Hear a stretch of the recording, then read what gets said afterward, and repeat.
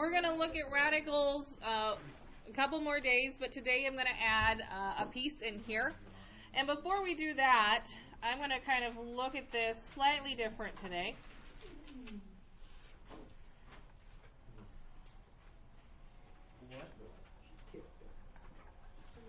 All right.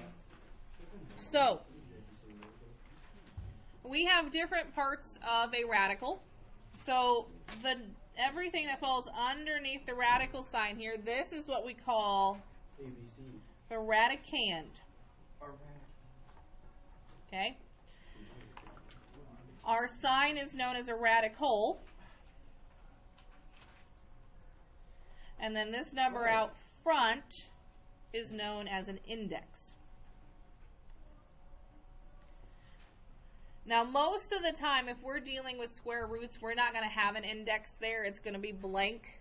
Because if I just show you a radical without a sign here, it's just common knowledge that there's a 2 there. Just like if I was to write an x squared, there's common knowledge that there is a 1 in front of it. So if we just see something that looks like this and there's no index, then that indicates that there's a 2 there. Now, that index can be anything. Okay? But that index is going to kind of help us understand the addition to the radicand today. So we've talked about how to get numbers outside of the radical sign. Today we're going to talk about what happens if I have something that looks like this underneath the radical sign. Okay? Now remember we talked about yesterday when we're looking at radicals, radicals indicate repeated division. Okay? So if I was just having an index of 1, that wouldn't be a radical. That would be a division sign. Once I'm doing division more than once, that's when my index increases. So if I have an index of 2, that's telling me that I'm dividing the same number twice. Okay? So if I have something underneath the radical like this, I'm looking for something to show up twice. Okay? So here, this can be written as x times x times x. Okay? My index out front, since I don't have it, it's automatically a 2. So I can take things out that show up twice. Okay? So does my x show up twice? Yep. Yes. Okay? So I can take out 2. Okay? Now this is where it starts to get tricky. If I have 2, when I take them out, it becomes a 1x. I can take out 1 pair. Okay, so these go on the outside of the radical, and then since I didn't take everything, my radical comes back, and whatever is left behind stays under the radical. Okay, so let's try this again. Let's say that I have something that looks like this. Okay, so this means I have a total of 5 y's underneath my radical. So that means I have y times y times y times y times y.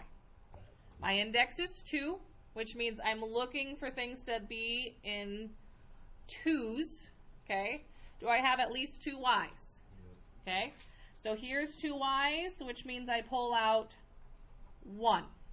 Okay, so those 2 are taken care of. Do I have another set of 2? Okay, so that means that I can take out another y. Can I take out any more? No, because I have to pull everything out in 2's, because that's what my index tells me. So that I'm left with this guy underneath my radical. So once I do that, now I'm just going to simplify these guys down, and I get y squared and y under the radical. Okay? Now, you won't just have one variable underneath there. You could have as many variables as they choose to put.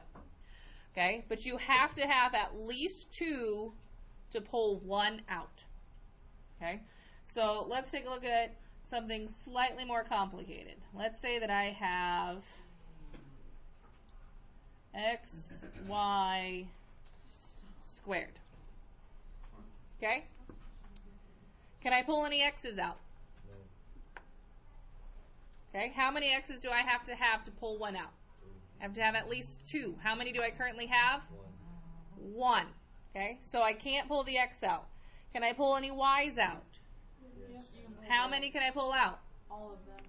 Okay, if I pull all of them out, how many are in front?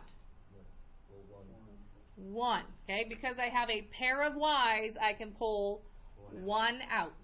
So my final answer here would be y on the outside.